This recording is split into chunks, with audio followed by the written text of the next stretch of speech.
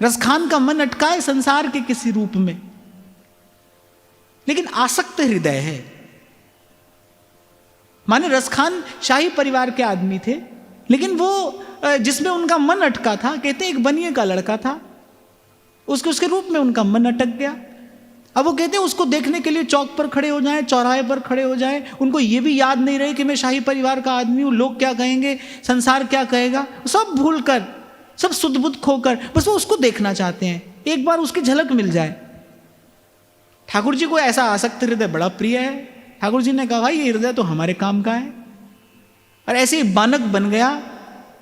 कुछ वैष्णव जा रहे थे श्रीनाथ जी की चर्चा करते करते, श्रीनाथ जी की वार्ता करते करते, रसखान के कान में वो कुछ चर्चा वार्ता पड़ गई कि कोई ऐसा रूपवान है, कोई नंद का पुत्र है, कोई नंद नंदन है, और वो ऐसा रूपवान है कि माने एक बार जो उसको देख ले, जाहे लागी लगन घनश्याम की, जो देख ले फिर वो कहीं का नहीं रहता। माने वो जो वैष्णव थे वो श्री ठाकुर जी के रूप की चर्चा कर रहे थे। और भागवत के मुख से यदि भगवान की चर्चा हो तो वो अमोघ है, ध्यान रखना। भक्त के मुख से भगवान की चर्चा अमोघ है, वो तो भव रोग नष्ट कर ही देती है, कर देती है। वैष्णवों के मुख से वो श्रीनाथ जी के रूप की वार्ता रसखान के कान में पड़ गई। और भगवान तो कहते हैं भाई मैं कान से ही हृदय तक जाता हूं, मैं कान से ही हृदय तक पहुंचता हूं।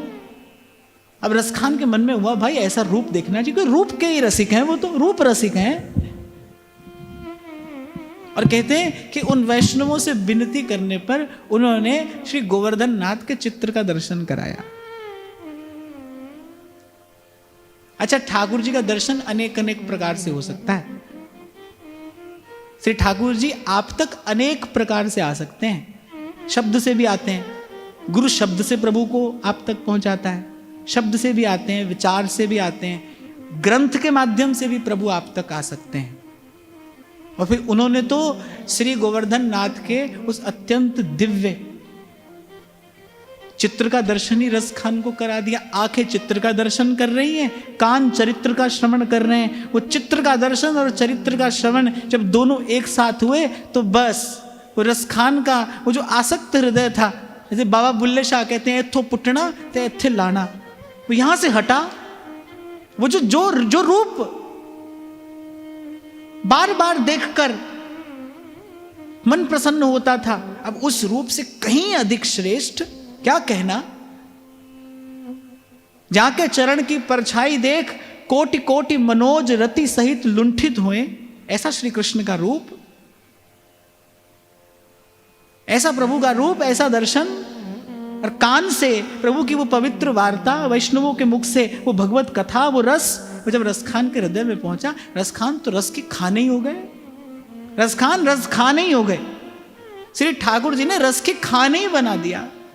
फिर गाया रसखान ने, मोतिन माल बनी नटके, लटकी लटता लट घूंघरवारी, अंग ही अंग जड़ाव लसै, शीस लसै पगिया जरता।